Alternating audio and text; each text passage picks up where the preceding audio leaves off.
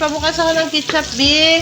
Yan guys, magaluto tayo ng isda na pinirito ko kanina.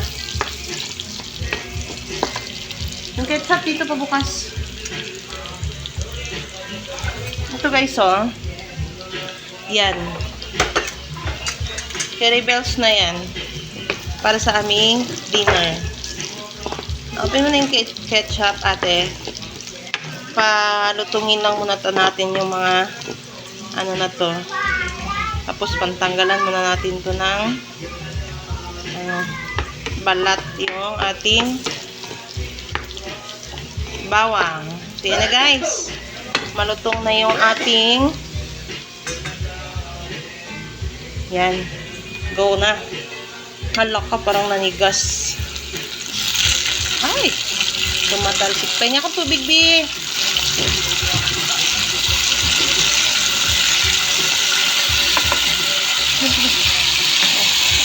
Ayan. Ayan sa baso dapat. Ayan. Ay! Ayan. Para sabaw ng ating ulam. Sweet and sour ko na lang siya, guys. Wala akong maisip na luto dito sa isda na to. So, naisip ko yung sweet and sour. With UFC ketchup. Okay, guys. Palaputi na lang to natin.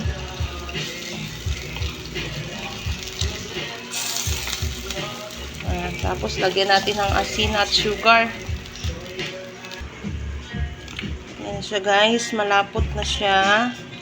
So, lalagay na natin yung ating isda.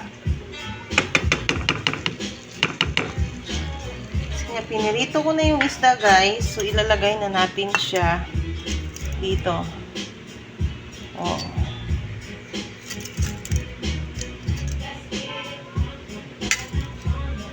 Para sa aming dinner. Ayan na siya guys.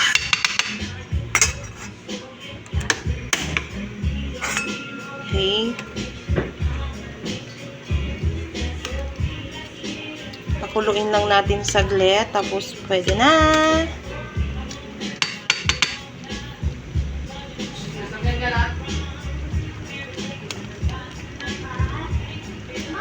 Yummy.